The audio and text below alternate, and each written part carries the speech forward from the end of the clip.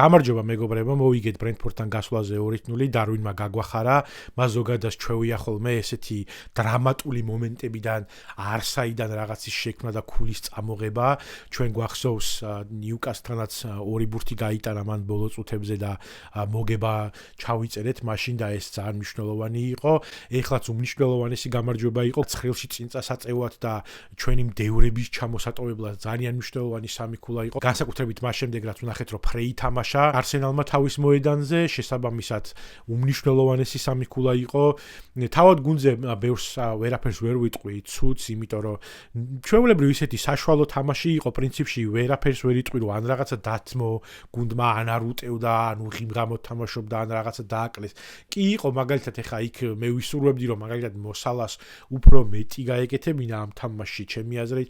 აი ესეთი თამაშები, როდესაც პრინციპში გუნდი არ თამაშობს ცუდად და გაძლევს იმის საშუალებას, რომ უფრო მეტი გააკეთო, ესეთ მომენტებში უფრო ადვილი უნდა იყოს მოსნაირი ფეხბურთელებისთვის რაღაცა მომენტების შექმნა, მაგრამ კიდევ ერთხელ ჩვენ არ უნდა დაგვავიწყდეს, რომ პრემიერ ლიგაში ყველა გუნდი თამაშობს იმისთვის, რომ ვიღაცა შეაწუხოს, რაღაცა თავისი ამბიციები წარმოადგინოს, თავი გამოიჩინოს და ასე შემდეგ და ბრენტფორდმა პრინციპში უნდა ვთქვათ, რომ ტოლი არ დაუდო ლივერპულს, უბრალოდ ერთ-ერთი თემა რაც არის აქ ის, რომ ვთქვათ, როდესაც ბრენტფორდი ამოვიდა ჩვენ დონეზე და გვეთამაშა ერთ დონეზე, აი ლივერპული ისეთი დონის გუნდი არის, რომ აი ამ დონიდან ცოტა ზემოთ უნდა წასულიყო იმ დონეზე, რომელ დონეზეც ბრენტფორდი ვერ ამოვიდოდა.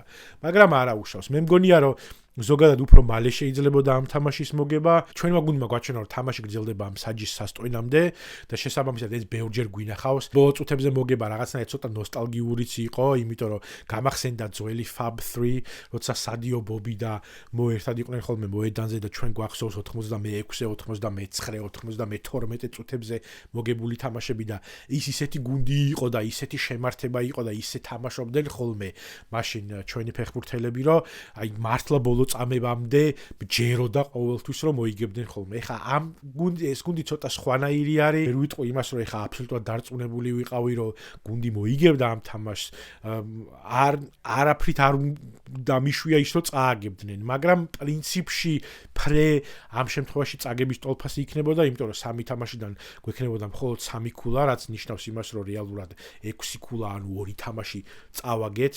3 თამაშის ჯამში ესეთი ქულების და მათემატიკის მხრივ ესეთი შედეგი გვექნებოდა, მაგრამ საბედნიეროდ დარვინმა გასაკეთებელი გააკეთა, მას ზოგადად ჩვევია ესეთი რაღაცეები. საბოსლაით ვარ ძალიან კმაყოფილი, ზოგადად მან თავის თავზე აიღო ბევრი რაღაცა ამ თამაში, ძალიან კარგად ითამაშა.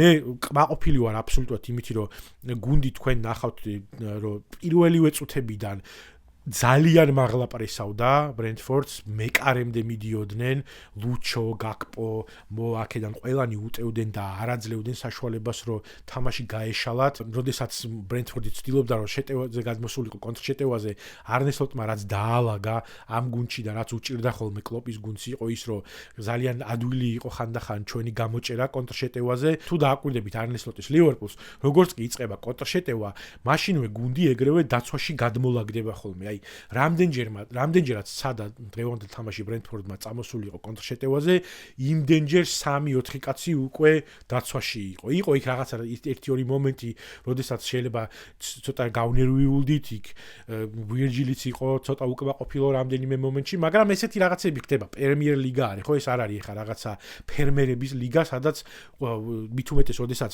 გუნდი გეთამაშება თანაბარ დონეზე, ესეთი რაღაცები მოსალოდნელი არის და აუცილებლად უნდა დაუფასოთ თავისთავად ბრენტფორდს, მაგრამ კიდევ ერთხელ უნდა აღვნიშნო, რომ როდესაც აი ესე თანაბრად გეთამაშება გუნდი და ჩვენი ბიჭები მაინც ახერხებენ იმას, რომ არ გაუშვან გოლი, პირიქით ბოლომდე იბრძოლონ, არ დათმონ არც 1 სანტიმეტრი და რაც შეიძლება მეტი შეუტიონ, მეტი სივრცეები ამოკეტონ და ასე შემდეგ, ეს ყველაფერი კარგ შედეგამდე მიგვიყვანს და მიგვიყვანა კიდევაც. ზოგადად რა უნდა ვთქვა, კმაყოფილი ვარ თამაშით. ერთი რაც არის ხოლმე, რომ მგონია, რომ ბევრად უკეთესი გადაწყვეტილება იქნება ხოლმე, რომ ვთქვათ, მე მესმის, რომ ვთქვათ, გაკპოს გარანტირებული აქვს იდეაში უკვე მარცხენა ფლანგზე დგომა და რაღაც მომენტში ვფიქრობ, რომ ცოტა შეიძლება ეს ჰოლანდიური პონტი არის, რომ ლუჩოს გამოყვანა და გაკპოს დატოვება რაღაც მომენტში მაგ პონტი არის, არ ვიცი. შეიძლება არასწორად აღვიქვამ, მაგრამ აი ჩემი აზრით დღევანდელ თამაში მიუხედავად იმისა, რომ გაკპომ კარგად ითამაშა, მგონია რომ ლუჩო ბევრად უფრო უკეთ გაართმევდა თავს მარცხენა ფლანგზე თამაშდა, დარვინი რომ გამოიყვანა, ჩემი აზრით დარვინი უნდა გამოიყვანა გაკპოს ნაცვლად.